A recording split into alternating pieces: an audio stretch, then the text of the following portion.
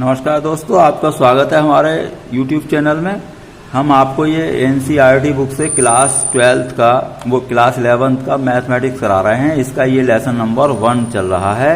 इसका एक पार्ट हमने बना दिया है, इनकी एक्सरसाइज 1.1 हमने अपलोड कर दी है इससे पहले। आप कृपया उसे देख लें तो और अच्छा बेस क्लियर हो जाएगा। अब ये एक्सरसाइज 1.2 कराएंगे आपको हम। तो इसमें पहले एक दो डेफिनेशन है, ये देख लें। देखिए, पहला वर्ड है रिक्त समुच्चय, एम्प्टी सेट, इंग्लिश में कहते हैं एम्प्टी सेट। ये क्या होता है? ऐसा कोई सेट हो जिसमें कोई अवयव ना हो, यानी कोई एलिमेंट ना हो, तो उसे क्या कहते हैं? रिक्त समुच्चय कहते हैं। और इसे फाई से प्रदर्शित करते हैं। ये फाई है, जीरो बना दिया, इसे कट कर दिया, तो ये फाई से प्रदर्शित करते हैं। या फाई बराबर ऐसे लिख सकते हैं आप। देखिए, खाली ब्रैकेट है, यानी कि रिक्त समुच्चय हो गया। अब परिमित समुच्चय क्या होते हैं? परिमित समुच्चय ऐसे होते हैं, यानी कि इंग्लिश में फाइनाइट कहते हैं, ऐसा कोई समुच्चय हो जिसके हम अवयवों को यानी कि एलिमेंट को गिन सकते हैं, तो उसे परिमित समुच्चय कहते हैं। जैसे 1 2 3 100 तक है तो गिन सकते हैं 100 है। अपरिमित समुच्चय क्या होते हैं? इनफाइनाइट सेट, मतलब ऐसा समुच्चय जिसके अवयवों को नहीं गिन सकते, उसे क्या कहते हैं? अपरिमित समुच्चय कहते हैं। तो ये n बराबर जैसे ये है तो इसे हम अपरिमित समुच्चय कहते हैं। अब आपका है समान समुच्चय। तो समान समुच्चय में क्या होता है? तो समान समुच्चय दोनों मतलब बिल्कुल समान होंगे। जैसे दो समुच्चय हैं, इनके अवयव एक जैसे होने चाहिए, एक समान, तो उसे क्या कहते हैं? ऐसे समुच्चय को समान समुच्चय कहते हैं। जैसे a बराबर मैंने लिखा 1 2 3 4 और b लिखा मैंने 3 1 4 2, क्रम बदल दिया भले ही, लेकिन दोनों के एलिमेंट सेम हैं, तो ये a बराबर b हो जाएगा। तो इसे कहते हैं समान समुच्चय। समुच्चय ये इतने प्रकार के होते हैं, मैंने आपको पहली वीडियो में ये समझाए थे। एन क्या है? कैपिटल एन लिखा होता है तो नेचुरल नंबर यानी कि प्राकृत संख्याएं होती हैं ये। तो प्राकृत संख्याओं का समुच्चय है 1 2 3 4 ऐसे। जेड या आई लिखा हो तो पूर्णांकों का समुच्चय होता है। अब क्यू लिखा हो, इन पूर्णांक कौन से होते हैं? माइनस प्लस सब होते हैं, 0 1 2 3। क्यू क्या है? परिमेय संख्याओं का समुच्चय है, p/q। तो हाफ 3/5, ये -4/5, 0 वगैरह ये कुछ भी हो सकते हैं, यानी कि जिन्हें हम p/q में बदल सकते हैं वो सभी क्या होते हैं? परिमेय संख्याएं होती हैं। r क्या है? वास्तविक संख्याओं का समुच्चय है, 0 इस तरीके से ये वास्तविक संख्याएं हैं। अब वास्तविक संख्याओं में स्क्वायर रूट वाले नंबर भी आ जाते हैं। अब ये हैं सम्मिश्र संख्याएं, c अगर कहीं लिखा हो तो r लिखा हो तो रियल नंबर, q लिखा हो तो आपका परिमेय संख्या। अब c होगा सम्मिश्र संख्या, यानी कि इनमें जैसे हमने 2 के साथ स्क्वायर रूट 3 भी मिला दिया, या जैसे माइनस का नंबर है कोई स्क्वायर रूट में तो इसे भी मिला दिया। ये ऐसा होता है काल्पनिक, इसे बोलते हैं काल्पनिक नंबर बोलते हैं। आपने 10th क्लास में पढ़े होंगे। इमेजनरी रूट्स यानी कि अधिकल्पित या काल्पनिक ऐसे हिंदी में कहते थे, या इसे i से डिनोट कर देते हैं। 3 + i square root 2, i for imaginary. तो ये सब क्या है? सम्मिश्र संख्याएं हैं। अब 0 1 2 ये भी सम्मिश्र होती हैं, यानी कि सम्मिश्र तो किसी को भी कह सकते हैं, लेकिन खास तौर से इसमें जो इमेजनरी वाली होंगी काल्पनिक वो तो होंगी ही। अब नेचुरल में केवल 1 से स्टार्ट होंगी। तो इस तरीके से ये आपके 5 तरीके के सेट हैं। अब हम आगे बढ़ते हैं। इसमें देखिए, एग्जाम्पल नंबर आपका ये है 6। x बिलोंग्स टू n, आप देख लें, बुक होगी आपके पास, घर पर देख लें। x such that x belongs to n, n समझ गया, नेचुरल नंबर प्राकृत संख्या है। x - 1 x - 2 = 0। तो अब इसको हल करेंगे तो इसका आएगा हल क्या? 1 और 2। तो आपका 1 और 2 यानी कि इन्हें गिन सकते हैं, 2 हैं केवल, तो ये आपका इसका हल आया 1 और 2 आएगा, यानी कि इसका सॉल्यूशन 1, 2 आएगा। आप जानते हैं, देखिए, अगर मान लीजिए x - 1 और x - 2 = 0 है तो इसका मीनिंग क्या हुआ? एक बार इसे 0 रखते हैं और एक बार इसे 0 रखते हैं, तो x = 1 x = 2। तो ये क्या आया? 1, 2। तो ये कैसा हो गया? परिमित हो गया, क्योंकि इन्हें हम गिन सकते हैं। तो अब आते हैं आगे। देखिए, x² = 4 है और नेचुरल नंबर भी है। तो मैं इसे अगर सॉल्व करूंगा तो क्या करूंगा? देखो, x² = 4, स्क्वायर हटाएंगे तो ±√4 आएगा, तो ±2 हो जाएगा। तो इसमें लेना है नेचुरल नंबर। तो नेचुरल नंबर यानी प्राकृत संख्या होती है +2, -2 नहीं होती। वैसे तो इसके सॉल्यूशन ये निकले, लेकिन क्वेश्चन के अकॉर्डिंग क्या है आपका, x है मतलब नेचुरल नंबर, प्राकृत संख्या है, तो प्राकृत संख्या में आपको प्लस माइनस 2 नहीं लेना है, क्या लेना है, केवल +2, यानी कि प्लस वाली होती है। तो ये कैसा हो गया आपका, गिन सकते हैं, तो ये आपका परिमित समुच्चय हो गया है। अब ये है 2x - 1 = 0, इसे सॉल्व करें, और ये कह रहा है प्राकृत संख्या है, तो 2x - 1 = 0, तो 2x = 1, तो x आया 1/2। ये प्राकृत संख्या नहीं है, क्योंकि प्राकृत संख्या होती है 1 2 3 इस तरीके की होती हैं, पूरी नंबर होती हैं, तो ये आधा नहीं होते, यानी 1/2 1/3 इस टाइप की नहीं होती। तो ये कैसा है, इसके कोई एलिमेंट नहीं आया, तो ये कैसा है, रिक्त समुच्चय है। अब रिक्त समुच्चय में क्या है कि अवयव तो गिन सकते हैं, इसमें कोई है ही नहीं, तो ये क्या होगा, परिमित समुच्चय हो जाएगा आपका, कैसा, परिमित। अब जैसे फोर्थ है, x एक अभाज्य है, यानी कि प्राइम नंबर है, तो प्राइम नंबर तो बहुत होंगी, उन्हें नहीं गिन सकते, तो ये कैसा है, अपरिमित। अब x क्या है, विषम है, यानी कि ऑड नंबर है, ऑड नंबर भी आप नहीं गिन सकते, तो ये भी कैसा है, अपरिमित। तो ये दोनों हो गए अपरिमित। अब आते हैं समान समुच्चय के बेस्ड है क्वेश्चन। तो समान समुच्चय में क्या है, ये एग्जाम्पल नंबर आप 7 देखें, समान समुच्चयों के युग्म छांटिए, यदि ऐसा कोई युग्म है तो कारण भी बताइए। अब देखिए a में कितने एलिमेंट हैं, 1 है, 0 है। अब ये क्या है, v लेना है आपको 15 से बड़ा और 5 से छोटा, ऐसा कोई नंबर नहीं होता, तो ये क्या आएगा आपका, रिक्त समुच्चय बनेगा। और इसमें क्या आएगा, x - 5 = 0, इसमें 5 आएगा। तो देखिए मैं यहाँ पर लिखता हूँ, भाई ये तो आपका बना है 0, और b में कोई एलिमेंट आया नहीं, क्योंकि इसका 15 से बड़ा और 5 से छोटा कोई नंबर नहीं होता, तो इसमें कोई एलिमेंट नहीं आया। अब c क्या है आपका, c में है x - 5 = 0, तो 5 इधर ले जाएंगे तो x = 5, तो इसमें केवल क्या आया, एक एलिमेंट आ चुका है 5। अब हम आते हैं d पर, d क्या है, x सच दैट x² = 25, तो x हटाएंगे, स्क्वायर हटाएंगे तो ±√25 आएगा आपका। भाई आपको अभी हमने करके दिखाया था, जैसे कि x² = 25 है, तो इसे कैसे सॉल्व करेंगे, ऐसे। अब ये क्या आएगा, +-5, तो इसके सॉल्यूशन आएंगे आपके पास +5 और -5, तो दोनों आएंगे। अब आपका है ये ई पार्ट है, तो ई में क्या है, इस वाली समीकरण जो रखी है, इसके जो मूल होंगे उनमें से धन पूर्णांक मूल लेना है आपको। तो इसे पहले आप सॉल्व करेंगे फैक्टर करके, फिर उसके बाद आपको देखना होगा। तो अब इसका पहले सॉल्व करना होगा आपको, कैसे, भाई x² आपका है ये, इसमें माइनस के 2x और -15 = 0, ये है। तो आप इसके फैक्टर करेंगे, 5 3 = 15, तो ये आपका आएगा 5 - 3x -15, तो x² -5x और -+ 3x और -15 = 0।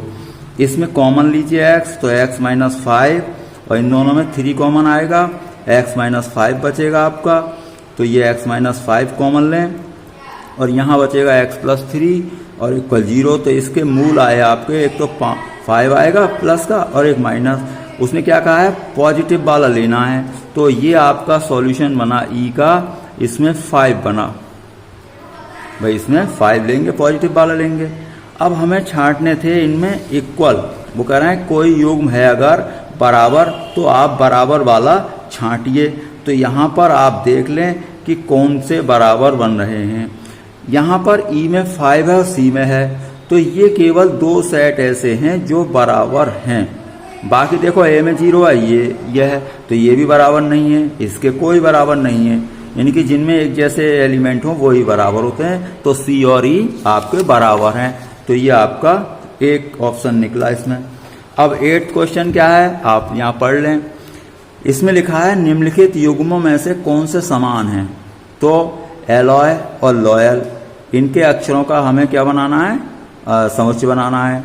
कैसे, एलॉय में ए आएगा, एल आएगा, अब 2 बार नहीं आता है, तो इसे कितना लिखेंगे, 1 बार लिखेंगे, ALOY। अब ये क्या है बी, लॉयल। लॉयल में एल आएगा, ओ आएगा, वाई आएगा, ए आएगा, एल आएगा। अब हम देखें कि बी में L O Y A L आए और ए में ए एल ओ वाई ये आया। तो आप इसमें देखें, मिलाएं कि सभी एलिमेंट सेम हैं। आप देख लें भाई, ए इसमें है, इसमें भी है, एल इसमें है, इसमें भी है, ओ भी है इसमें, और वाई भी है। तो दोनों हैं। एल 2 बार लिख दिया है, हम कितनी बार लिखेंगे? 1 बार। तो ये आपका ए और बी इक्वल है। इसने आपको लिख कर दिखाया है केवल। ये वैसे तो क्या है, गलत माना जाएगा। मैं यहाँ पर लिखता हूँ भाई, ये जो है एलॉय का आप जो लिखेंगे, 1 बार लिखेंगे एक element, A L O Y लिखेंगे। इसी तरीके से लॉयल का आप लिखेंगे तो एल 2 बार है ना, तो ए एल ओ वाई। तो ये दोनों सेट क्या हो गए आपके? बराबर हो गए, यानी कि समान हो गए। तो ये आपका 8th एग्जाम्पल था। अब एक्सरसाइज पर आइए। ये क्या है? 1.2 एक्सरसाइज है। तो इसके हम पढ़ते हैं। तो फर्स्ट क्वेश्चन आपका ये है, निम्नलिखित में से कौन से रिक्त समुच्चय के उदाहरण हैं? अब 2 से भाज्य विषम प्राकृत संख्याओं का समुच्चय। विषम जानते हैं, जो 2 से विभाज्य नहीं होती। तो 2 से भाज्य विषम प्राकृत संख्याओं का समुच्चय। रिक्त का मतलब खाली। अब देखो, 2 से तो कोई विषम संख्या विभाज्य ही नहीं होती, तो ये कैसा है? रिक्त समुच्चय है, यानी कि 2 से कोई भी विभाज्य नहीं होती है। तो आप इसमें क्या है, इस तरीके से लिखेंगे खाली, यानी कि फाई आ जाएगा, क्योंकि 2 से विभाज्य होने वाली कोई संख्या नहीं है। तो ये कैसा हुआ? रिक्त। सम अभाज्य संख्याओं का समुच्चय। पहली बात, आपको अभाज्य संख्याएं कहाँ से शुरू होती हैं? 2 से 2, 3, 5, 7 यानी प्राइम नंबर। तो ये 2 एक अभाज्य संख्या ऐसी है जो सम है, तो ये आपकी सम है। तो समुच्चय क्या बना आपका? ये बना। तो ये आपका रिक्त नहीं है, क्योंकि इसमें एक एलिमेंट आ चुका है। तो ये आपका रिक्त समुच्चय नहीं है, क्योंकि उसने कहा है कि सम, यानी इवन प्राइम नंबर। तो इवन प्राइम नंबर मतलब सम अभाज्य बतानी थी, तो ये आ जाएगा आपका 2। तो ये कैसा है? आपका दूसरा पार्ट आपका रिक्त नहीं है। ये वाला पहला वाला पार्ट क्या था? आपका रिक्त था।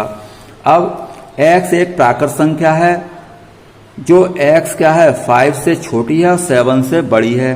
तो ऐसी कोई संख्या नहीं होती है जो 5 से छोटी हो और 7 से बड़ी हो। भाई आप नंबर लाइन देख लें, 1, 2, 3 और 4, 5, 6 और 7। अब देखिए, 5 से छोटी इधर को जाएंगे और 7 से बड़ी इधर को जाएंगे, तो कोई संख्या ऐसी आएगी नहीं। तो ये भी कैसा हो गया? रिक्त समुच्चय हो जाएगा। तो ये आपका रिक्त समुच्चय है। कौन सा वाला? Third part. अब यह है y सच दैट y किन्हीं भी 2 समांतर रेखाओं का उभयनिष्ठ बिंदु। तो 2 समांतर रेखाएं ऐसे मान सकते हैं जैसे रेल की पटरी होती है, ये समांतर होती हैं, ये आपस में कहीं काटती नहीं, इस तरीके से तो उभयनिष्ठ बिंदु बनेगा भी नहीं। तो ये भी कैसा है? आपका रिक्त समुच्चय हुआ। तो 2 समांतर रेखाओं का उभयनिष्ठ बिंदु कोई होता ही नहीं, तो ये क्या हुआ? आपका रिक्त समुच्चय हो चुका है। तो अब आगे अगला क्वेश्चन देखते हैं हम। ये है क्वेश्चन नंबर 2। इसमें क्या छांटना है हमें? कौन परिमित हैं और कौन अपरिमित हैं। देखिए, वर्ष के महीनों का समुच्चय आपको गिने हुए हैं, 12 होते हैं। तो आपका ये कैसा हो गया? परिमित। 1, 2, 3 डैश डैश लिखा है, तो ये तो अनंत है, तो ये कैसा हो गया? अपरिमित। 1, 2, 3 कहाँ तक है? 100 तक गिन सकते हैं, 100 तक है, तो ये कैसे होगा? परिमित। 100 से बड़े धन पूर्णांक अनलिमिटेड होंगे, 100 से बड़े तो चलते ही रहेंगे, तो ये कैसा है? अपरिमित। 99 से छोटे अभाज्य पूर्णांक निश्चित होंगे, जितने भी होंगे, तो ये 99 से छोटे वाले हैं, तो ये कैसा हो गया? परिमित। अब आते हैं हम तीसरा क्वेश्चन। तो तीसरे में क्या है? एक्स अक्ष से समांतर रेखाओं का समुच्चय। तो एक्स अक्ष से समांतर रेखाएं कितनी होंगी, वो भी मतलब उनकी गिनती आप नहीं कर पाएंगे। क्यों? मैं यहाँ बनाता हूँ। भाई ये कौन सी एक्स एक्सिस होती है और ये वाई। अब एक्स एक्सिस के समांतर खींचेंगे तो कितनी भी खींचती रहेंगी, तो ये कैसा है? आपका अपरिमित है। तो ये आपका हुआ ये था एक्स अक्ष से समांतर रेखाओं का समुच्चय कैसा हो गया? अपरिमित। अंग्रेजी वर्णमाला के अक्षरों का समुच्चय आप जानते हैं परिमित होगा, क्योंकि वो तो 26 होते हैं, गिन सकते हैं। उन संख्याओं का समुच्चय जो 5 के गुणज हैं, मतलब 5 के गुणज समझ गए, जो 5 की टेबल में आते हों उन्हें कहते हैं गुणज। भाई 3 की टेबल में आएगा 3 का गुणज मल्टीपल, तो 5, 10, 15 ये भी अनलिमिटेड होंगे, इन्हें नहीं गिन सकते। तो ये भी कैसा हुआ, ये आपका अपरिमित हुआ, क्योंकि गिन नहीं सकते।